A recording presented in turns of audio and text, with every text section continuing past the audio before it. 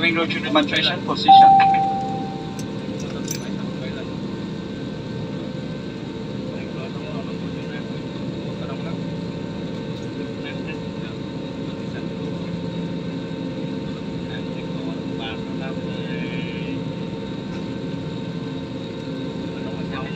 Xin kính chào quý khách. Kính thưa quý khách, về an toàn của chuyến bay, kính mời quý khách đã dẫn dắt về an toàn trên máy bay. Ladies and gentlemen, before stepping up the flight, may we have your attention for the demonstration. Cửa thoát hiểm trong khoang khách có 8 cửa thoát hiểm, 2 cửa phía trước, 4 cửa ngang cánh và 2 cửa phía sau. Emergency exit in the cabin, then 8 exits, 2 at the front, 4 at the overwing, and 2 at the rear. Để thoát hiểm, trong trường hợp thoát hiểm, hệ thống điện chỉ lối thoát hiểm sẽ dẫn quý khách đến cửa thoát hiểm. Emergency light in case of evacuation, emergency light illumination, emergency exit. Dây an toàn. Quý khách cài dây an toàn cho suốt thời gian bay và khi được hiệu cài dây an toàn được bật sáng. Dây an toàn được cài như sau: cài 2 đầu khóa vào nhau, đeo một đầu dây để siết chặt và mở bằng cách nhấc đầu khóa. Nếu quý khách đi cùng xe hoặc cần dây an toàn nối dài, quý lòng liên hệ tiếp viên không để được trợ giúp. Quý khách cài dây an toàn để dây trong tầm nhìn tiếp viên không kiểm tra an toàn của hành khách. Seatbelt. When a seatbelt sign is on, please fasten your seatbelt remain seated on time. Your seatbelt function like this. Insert the belt to buckle. Tie your belt with a strap and unfasten the lift in the buckle. Distribution and please belt tension belt provided by cabin crew. Please fasten seatbelt fasten visible to the crew. Mặt nạ dưỡng khí. Trường hợp áp suất mặt nạ dưỡng khí sẽ rơi xuống từ phía trên ghế ngồi vào trong phòng vệ sinh. Quý khách kéo mạnh mặt nạ để có dưỡng khí. Đeo mặt nạ lên mũi và miệng, đoạn dây qua đầu siết chặt. Nếu khách đi cùng xe hãy đeo mặt nạ cho mình trước rồi giúp dễ sâu. Xin lưu ý khẩu trang cá nhân cần được tháo bỏ trước khi đeo mặt nạ dưỡng khí.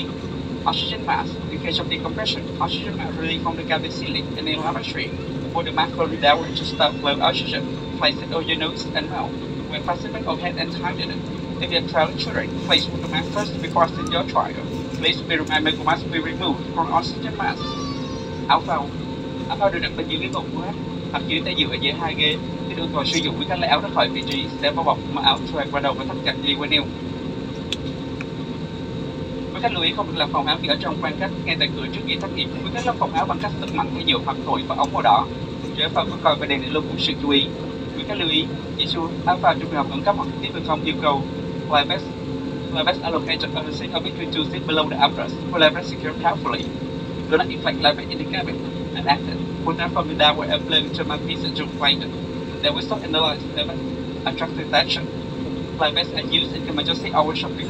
Cabin crew only.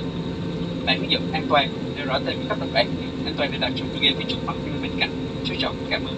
Set the briefing card. And now the briefing card sẽ một cách in front before taking your seat. Thank you. Kính thưa quý khách, để về chuẩn bị cất cánh, quý khách cài dây an toàn, đứng thẳng lưng ghế, cài bàn ăn, mở tấm dây cửa sổ xếp gọn trên ghế. Quý khách không sử dụng thiết bị tự tiện cá nhân vào thời điểm này. Chú trọng cảm ơn. Ladies and gentlemen, you request fasten seatbelt. Set seatbelt upright, secure tight to the box. Resume nắp tự của tiến sĩ. Pushing electric devices and set the smart meter. Thank you.